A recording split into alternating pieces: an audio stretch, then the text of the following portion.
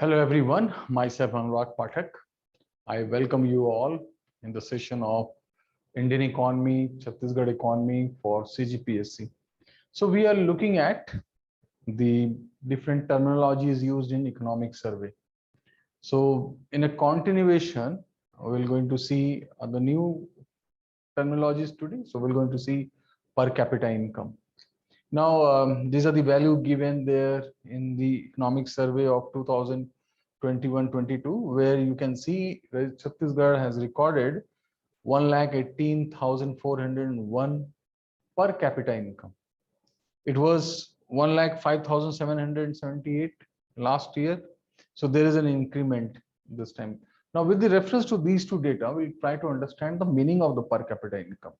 Now, we all know that per capita income is actually a ratio concept we get in a value by dividing net state domestic product by total number of population.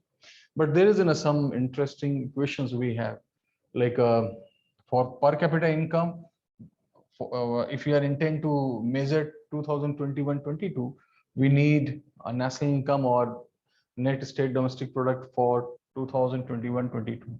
But as the census was done in 2011 and the new data is yet to come, so what data we use here? So normally we take a data of the financial year 2021 and 22, but this is a projected data. That is a data we estimate on the basis of annual growth rate in the population. And particularly we take data of last of the September, 30th September, midnight. Like why 31st September or 30th September? It is basically because fiscal year starts from April to March, 31st March, 1st April to 31st March. And that 30th September falls exactly mid of this duration. So it is a mid of the fiscal year.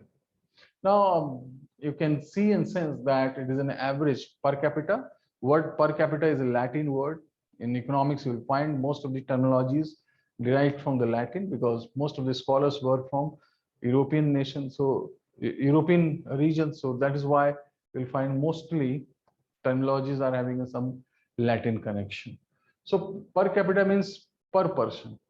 So though it is only in a numerical value, it doesn't have any link with the reality.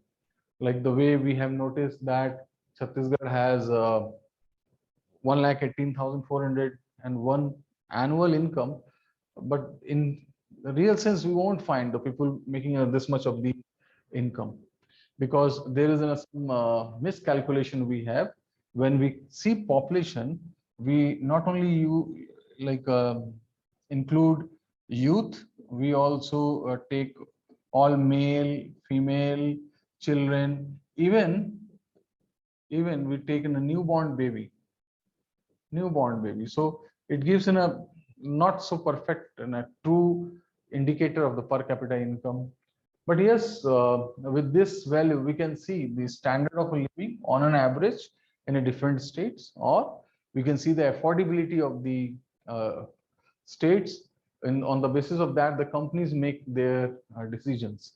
If the states makes having a better per capita income, so we have the big MNCs used to come and start their established their offices there. They sell their products. Accordingly, we have the real estate rates are determined by the per capita income. So these are the only in a numerical values which are used to measure some trend or compare some regions. So per capita is basically we calculate to see the progress in the country or states, or we can see the comparison between or among different states. Now, when we'll see the trends of per capita, you can see Chhattisgarh made a regular improvement in per capita despite we have the COVID. In the COVID time also we have an improvement. It is a very unusual trend. Unlike in other states, in the COVID time we have some drop. So since last 4 or 5 years, you can see there is regular there, this like a phase indicates there is some degree of stagnation was there, but despite that we have an improvement. And now we are the stage of 1,18,401. It is an estimated for 2021 and 22. Now when you see the trend for India, there also you can find there is a regular and steady growth, but there is a sudden drop due to the COVID, and then we have the rise again. So that impact of the COVID was not there in the Chhattisgarh. It is basically because most of the like that net state domestic product is contributed by the contribution by the industries, and in COVID time also many important industries were given a chance to run. So that is why we have another this much of the contribution. Now in this line you can see we have a per capita of different states given. So that color indicates the categories of per capita. The darker the blue color, better the standard of per capita. Lighter the color, yellowish the color, we have poor standard. So here you can see the states south of India have a better standard of per capita income. And there we have some cluster of states towards Punjab, Haryana, Himachal, we have standards are again better. That is basically because in Himachal and Uttarakhand, basically because we have less of the population density and our population. In Punjab, we have a good progress due to the green revolution in Punjab and Haryana. And mostly in the southern states, we do not have a proper suitable soil to support agriculture. That is why the people are engaged other than the agriculture activities in manufacturing or services. And this is the reason they are making more money than the people there in the central India. But the good part is that in the central belt or Hindi belt, Chhattisgarh is among the leading state. Like it has a better standard than the Madhya Pradesh, Uttar Pradesh, Bihar, even Odisha, Jharkhand, and you can compare with many these side states like having a per capita income lesser than Chhattisgarh. So you can see some more examples so that you can get in a sense of a per capita income. This side we have one trend which shows what were the per capita income during a British control India and independent India. That time we have a stagnation. So there we have a stagnation, no progress in the per capita income. But now you can see we have a rapid rise.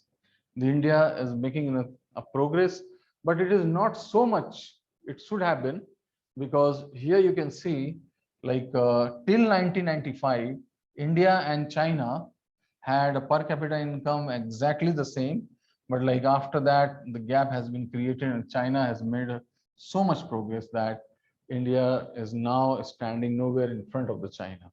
So by and large these are the a graph and bar chart only to indicate that per capita income is an indicator. It is a macroeconomic instrument to compare among states and countries and to see the progress of some given region. So we have this much for this session. We're going to see some more terminologies related videos in upcoming session. Thank you very much.